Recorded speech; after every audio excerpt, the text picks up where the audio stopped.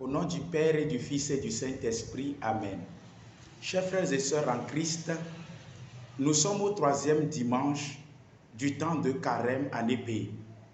Et ce dimanche, c'est le temple de Jérusalem qui est au cœur de l'évangile de ce jour, tiré de Jean chapitre 2, versets 13 à 25. Jésus se rend à ce temple pour poser un acte qui certainement nous a aussi surpris. En effet, le temple, c'était la présence de Dieu au milieu de son peuple.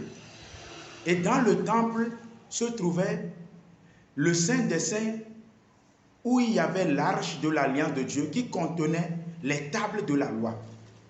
L'arche de l'alliance contenait les tables de la loi qui se trouvaient dans le temple, d'où les sacrifices qui étaient faits à Dieu par l'immolation des bêtes dont Jésus va interdire la vente de façon violente.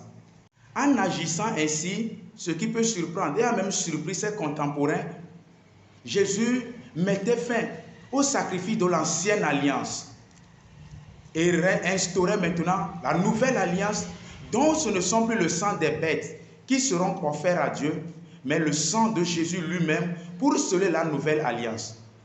L'ancienne alliance de Dieu avec son peuple était marquée par les tables de la loi.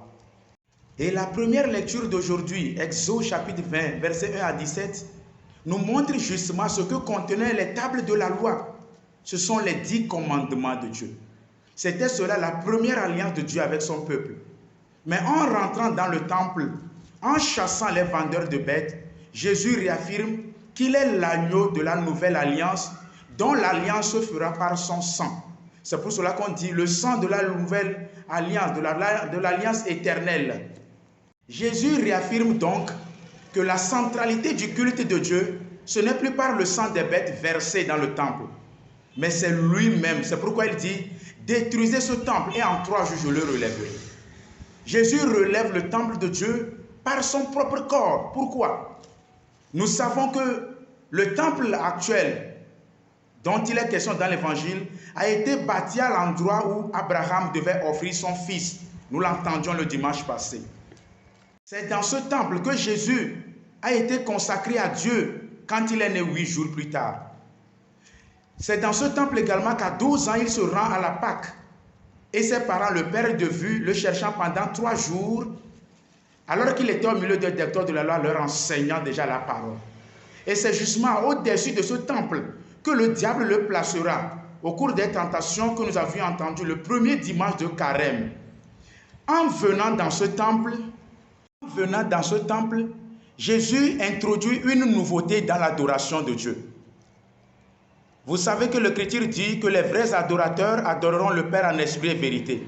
Autrement, à partir de Jésus, le temple dont il sera question ne sera plus un temple fait de mains humaines, mais un temple de nos personnes.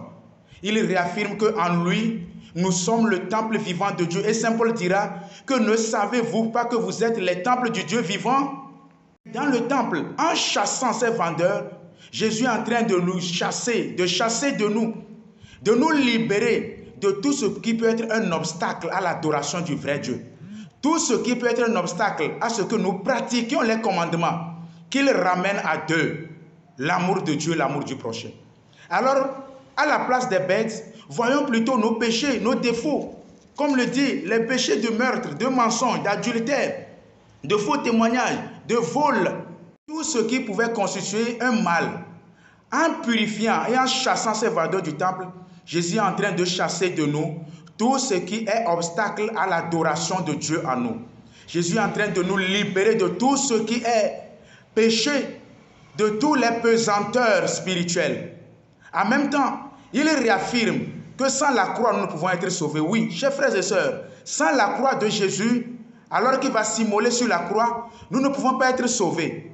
Pourquoi Saint Paul dira que le Messie crucifié, il est scandale pour les Juifs, certes, folie pour les peuples païens, mais pour nous, il est le signe de la sagesse de Dieu.